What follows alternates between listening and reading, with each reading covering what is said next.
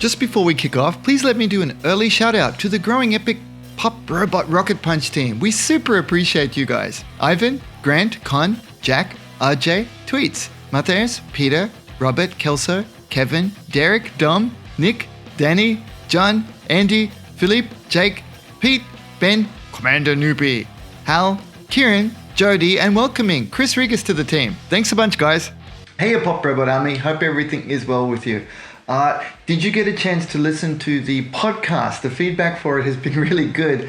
I didn't mean to be funny, but I guess it's because I've been asked some similar questions a few times, and that's fine. They're the usual questions, but I can't help now but put a bit of a funny twist on it. Or maybe it's just because I've had practice that it ends up coming out a bit funny. But anyway, I hope you like it. It's a bit long. I think my part of it is about an hour.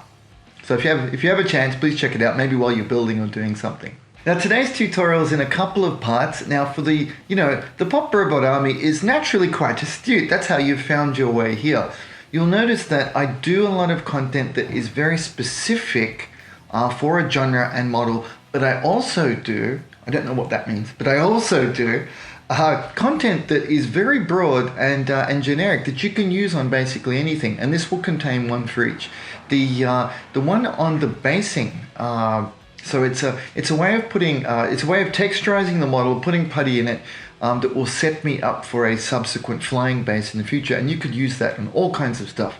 Often, so I've made a Games Workshop flyer. They need a little bit of help like that, so you could use it for various things. Even if you wanted to put in, say, a custom support base on a Gunpla kit, it would work very well for that as well. And the second part is something very specific to the Falke. It's a part that looks quite innocuous. You would not think that could cause you problems later on, but if you don't clean it up, it sits right dead center where cameras seem to want to focus. And it's got some sinkholes in it. So the filling of the sinkholes, I think they're called sinkholes. You know, where the that bit where there's a plug circular mark left hold. I believe they're called sinkholes. It's a way to fix that very quickly with a bit of a cheat hack there. So I hope that one is useful and helpful for you. And the last one is big thank you and shout out to Andy Butcher for accepting the position and. I wanted to jokingly call it the punishment. You know, we're punishing Andy for being such a fantastic forum member, the Paint on Plastic Facebook group. He does such a good job there. I mean, all of the moderation team do. Thank you very much for all your help. But Andy in particular, he's the kind of group member that I would like to be one day. You know, he's so helpful, answers everything very well, very polite. Bags of patience. I sometimes can't answer things because I've got to hold myself. Don't type it. I ask Tomwe, do you think I could write this? And Tomwe, just don't. So Andy's the man. So Tomwe and I were discussing it. I think you guys have kind of guessed. Yeah, I'm out front, but I asked my wife, Tomoe is the clever one, so I ask her advice on a lot of things. I said, wouldn't it be a good idea to have Andy helping us to take care of things on the Facebook group? And Andy has thankfully accepted, so thank you very much, Andy. And I of course will still be there, but thank you very much for your help, Andy. Okay, that was long. Quick, let's get into it. Here's another opportunity to wield the mighty Serukana. That's the cute name that Japanese folks give to ceramic knives. And you can see this one, it has the oval, the rounded tip. And despite that this sounds like fingernails down the chalkboard, it's a really cool way to get a little bit of extra texture up inside the anti-gravity pod here. I've made a couple of these Falke kits now and put them on a base, on a flying stand, because they don't sit on a tarmac so well. It's a flying model that's meant to be shown flying. Although the maintenance scene is super popular with people, I like flying, so here we go.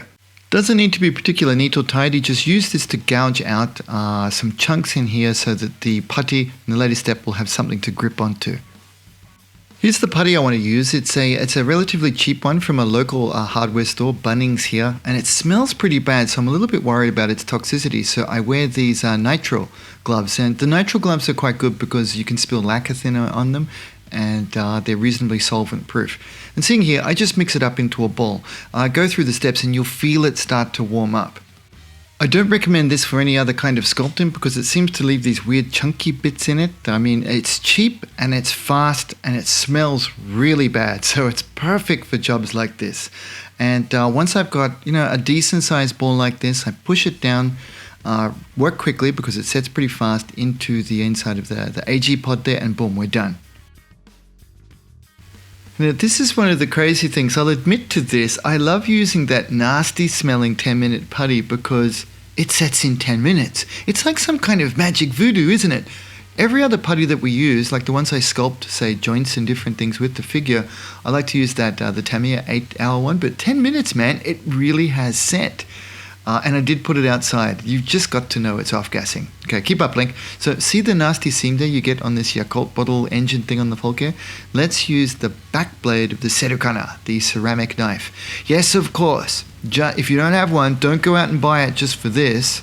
Of course, you can use the back of your X-Acto blade, hobby knife, whatever you have. And for those of you, when you make a lot of Games Workshop stuff, I know I used my my knife for everything because the plastic's nice and soft. This plastic is a bit more brittle, so instead of skidding and jumping like I sometimes find with the hobby knife, I do like to pull out the Serukana, the ceramic knife, I hope that's the right term, for this one. And I'm doing the heavy lifting here. Now again, because of the texture, you don't have to worry too much. There's still a little bit left. Let's hit these, 240, 400. My two favorite grits for the guard hand. Later in the video, I know I say Gaia notes, I've come back and redone this. The guard hand foaming. Guard hand foaming sticks. Now there's a name.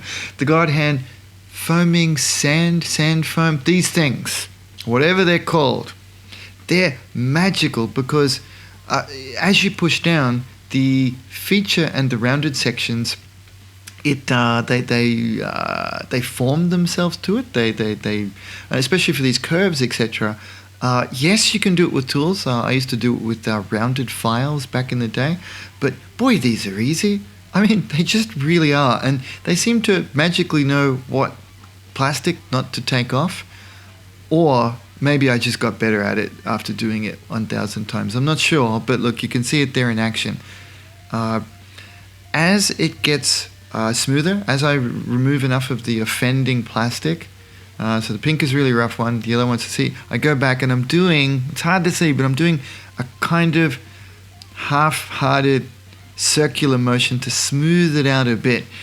Now sadly, the poor old Falke kit does suffer in a couple of spots with sink marks up under that piece there on the bottom half of it. So I've got these tools out. I'm going to use Tamiya Basic Putty. As you guys know who've watched a bunch of my videos, it's probably my preferred go-to putty just for general work like this. And it really looks like I'm getting ready to clean my teeth with it there, doesn't it? If that was a toothbrush. But I would be more generous with the toothpaste, of course. I put a little bit on the end. I'd never work with too much at once because it does dry quite quickly. And I spread it on. I try to be as thin as I can, but I give it about 10% would be my guesstimate, because this stuff does suffer from shrinkage. Just like George Costanza getting out of that cold swimming pool, things will look different once you get up close. That was a completely irrelevant and silly comment, wasn't it? Sorry guys. You can see there, the working time with the small dollop, a small amount squeezed out like that, it seems to dry in about just the right time for it to hit perfect consistency as I'm smoothing it out there. Might seem like a very small thing to bring attention to, but it's those micro tips there that really help speed up your workflow.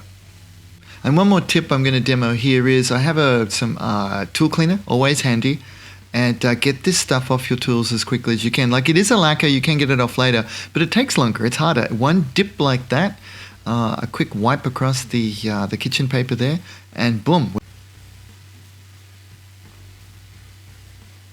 Nice and clean. Now finishing it up, you should have about this much on. And then once we clean it off, it'll look about like this.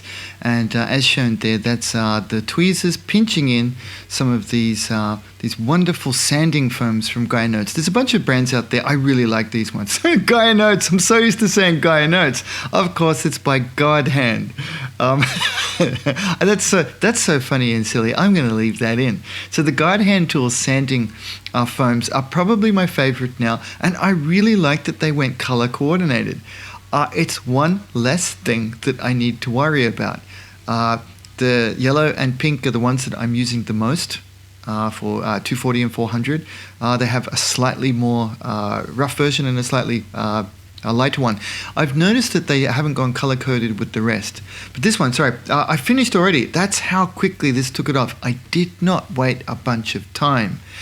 This was something I wanted to point out here, that I actually almost worked back-to-back with this, because if you do it right, you can sand Tamiya Basic Putty while it's still ever so slightly wet, and it actually smooths it into place super well. I know that sounds crazy. I know I'd get crucified on the interwebs for saying it, but it really does work. I mean, check it out. If it can focus, come on. No, sorry, it wants to see my hands. That's why I take close-up photos. Like this. See how on the left side, there's still a little bit of thickness there, so I'll go back and I'll refile, I'll resand that part, but look at the center and the part on the right. It has cleaned them down perfectly. It's not a big saving of time. I'll still lightly address everything, but it's those small things. Added up over time, they will save us time on a project. And it's really unfortunate because I'm glad I pointed this part out to you. If you make your Falke, you may not notice this part is probably the worst on the kit because it really stands out. It's in quite a prominent place. It hits a central part of your photos when you finish the kit. And if you haven't fixed it before assembling it, it tends to stand out. And I have maybe forgotten to do that twice now. So I really wanted to bring this one to your attention. Okay, thanks a bunch, guys. Next one, I'm going to move a little bit quicker with the Falke. Putting the halves together is basically just, lining them up. And we're going to quickly get into painting and weathering this thing. That's going to be the exciting part. Thanks a bunch. See ya. Big thanks to Hobbyco and Little Robot for their support and for bringing us the best brands and live events from Japan. Support local. And of course, the Brobot Inner Circle, the awesome folks that make this happen. I couldn't do it without you. Always, thank you so very much. Please join us.